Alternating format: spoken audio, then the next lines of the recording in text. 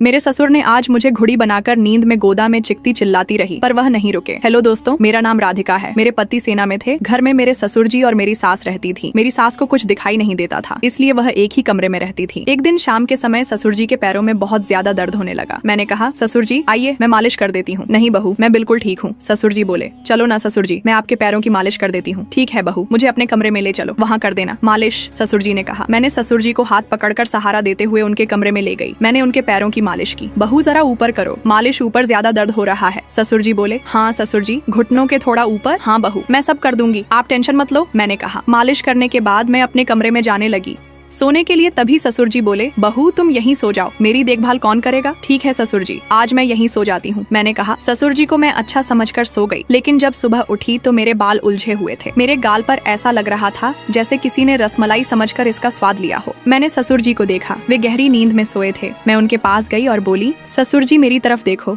मैं इतनी बदल कैसे गई हूँ? यहाँ कोई आया था क्या? नहीं बहू, यहाँ तो कोई नहीं आया, दरवाजा तो अंदर से बंद था। बहू, ये तुम्हारा भ्रम है। ससुर जी बोले, लेकिन ससुर जी मेरे निचले हिस्से में बहुत दर्द हो रहा है, जैसे बहुत बड़ा था। बात मेरी नहीं है, मेरे निचले खजाने के मजे किसी ने लिए ऐसा लग रहा है। मैंने कहा, लेकिन बहू, यहाँ तो मेरे सिवा कोई नहीं था, मैं भला अपनी बहू के साथ ऐसा कैसे कर सकता हूँ? ससुर जी ने कहा, मुझे ससुर जी अच्छे लगे, लेकिन मैंने बिना बताए एक कैमरा लगा कर रखा था। सोने से पहले मुझसे चला भी नहीं जा रहा था, लेकिन मैं किसी तरह अपने कमरे में गई और कैमरा चेक करने लगी। कैमरा चेक करने के बाद मैं चौंक गई। रात के करीब 1 बजे ससुर जी मेरे पास आए और मेरे खजाने को खोलकर मजा ले रहे थे। यह सब देखकर मुझसे रहा नहीं गया। मैं ससुर जी के पास गई, उस समय वे सोए थे।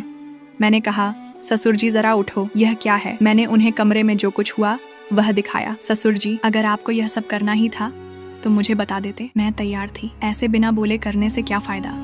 वह बोले, मुझे लगा कि तुम यह सब करने के लिए तैयार नहीं होगी। तुम्हें तो पता है कि तेरी सास देख नहीं सकती, उनके साथ ऐसा करना ठीक नहीं है। मैं जानती हूँ ससुर जी आपका क्या हाल है। चलो कोई बात नहीं, लेकिन आज रात हम खुलकर मौज करेंगे, मैंने कहा। जब शाम हुई तो ससुर जी मेरे कमरे में बिना बुलाए आ गए और मेरे पास आकर बोले, बहू चलो फिर शुरू करें ससुर जी, अभी तक दर्द हो रहा है, एक बार खोलकर तो दिखाओ। मैंने कहा, ठीक है बहू, आओ मेरे पास। ससुर जी बोले। देखकर मैं हैरान हो गई। ससुर जी तो लंबे रेस के घोड़े निकले। ससुर जी, अब देख क्या रहे हो?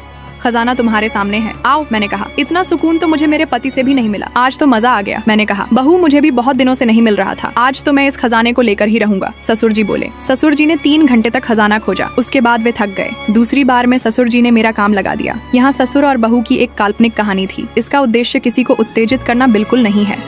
अगर आपको हमारी कहानी पसंद आई हो तो वीडियो को लाइक करें और हमारे चैनल को सब्सक्राइब करें। पूरी वीडियो देखने के लिए हमारे YouTube चैनल का लिंक कमेंट में है, कृपया उसे भी लाइक और सब्सक्राइब करें। मिलते हैं फिर ऐसी ही कहानी के साथ। धन्यवाद।